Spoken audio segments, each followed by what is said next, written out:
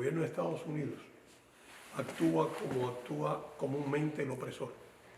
Puede recordarse que en la época de la esclavitud moderna, no la esclavitud de la antigüedad, de la esclavitud moderna, el opresor culpaba al esclavo por no trabajar lo suficiente, por quererse fugar, por no querer obedecer órdenes de un dueño.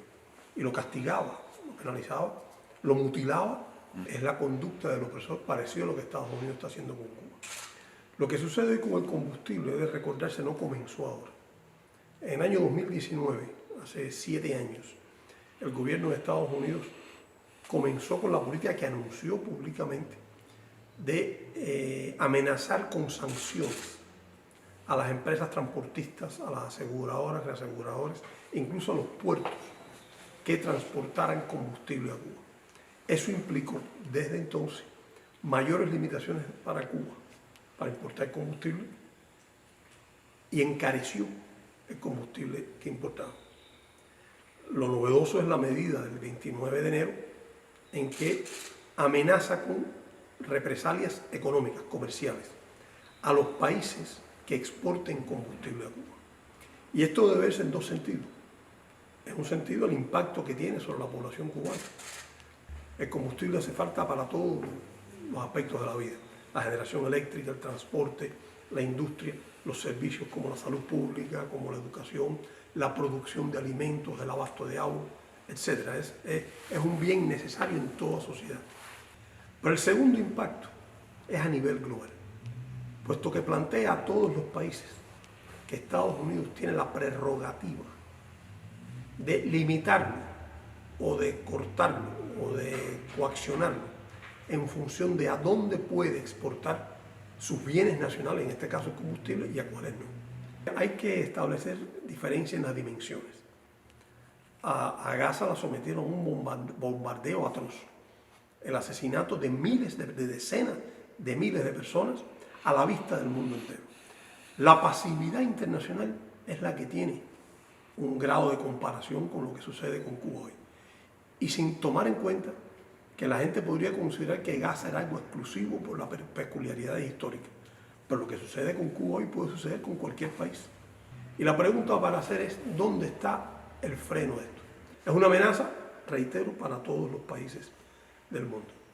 Hay una noción política afincada en Estados Unidos durante 67 años y que no tiene que ver con la actual generación de políticos de Estados Unidos, de que hay que impedir que Cuba prospere, porque Cuba hizo una revolución hace 67 años. El país se revolucionó, eso nadie lo puede cambiar. Y por eso se sigue castigando a Cuba como durante años y siglos se ha castigado a Haití. ¿Quién dice que el gobierno de los Estados Unidos se va a detener ahora en la agresión a Cuba? Puesto que Estados Unidos tiene intereses múltiples y va a sentir que ha logrado a nivel global acotarle la soberanía de los países y decirle a dónde puede exportar su producto nacional. No existe ningún diálogo de alto nivel entre el gobierno de Estados Unidos y Cuba, ni siquiera puede decirte que existe un diálogo a nivel intermedio. Hemos tenido intercambio de mensajes con el gobierno de Estados Unidos, se conoce, pero no hay en curso, no está sucediendo un diálogo en estos momentos entre los dos países. México desempeña un papel muy importante en sus relaciones amistosas con Cuba, en sus relaciones y sus acciones solidarias con Cuba, que es muy importante. Y eso de por sí significa un puente, puesto que muestra un ejemplo de lo que otros países podrían hacer. Pero Cuba y Estados Unidos tenemos relaciones diplomáticas. Tenemos incluso embajadas en nuestras respectivas capitales. De modo que no es necesario que exista un canal de comunicación, existe. Lo que tiene que existir es la voluntad. Y nosotros pensamos que esa posibilidad se puede dar, pero tiene que haber la voluntad y la disposición del gobierno de Estados Unidos a tener un diálogo que sea serio, no es mucho pedir, que sea respetuoso, no es mucho pedir, y que tome en cuenta que no puede violentar los derechos y las prerrogativas soberanas de cada una de las partes. Nada de lo que Cuba reclama, nada de lo que Cuba plantea en la disposición al diálogo es irracional. Es lo lógico, es lo racional entre dos estados soberanos y Cuba lo es.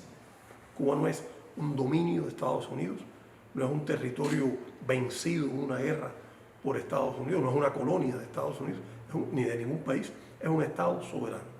¿Cuánto se ha dañado al pueblo de Cuba? Muchísimo, y se puede dañar más, puesto que cuando uno deprime la producción de alimentos, cuando uno deprime los servicios de salud, una sala de terapia intensiva no puede funcionar sin electricidad. Un salón de cirugía no puede funcionar sin electricidad. Una hemodiálisis no puede funcionar sin electricidad. No se puede distribuir alimentos si no hay combustible para transportarlo. No se puede bombear agua si no hay combustible para generar la energía requerida para el bombeo de agua. No pueden funcionar las ambulancias, no pueden funcionar los taxis, no pueden acudir a su trabajo los maestros, los médicos, los muchachos que tienen que ir a la escuela.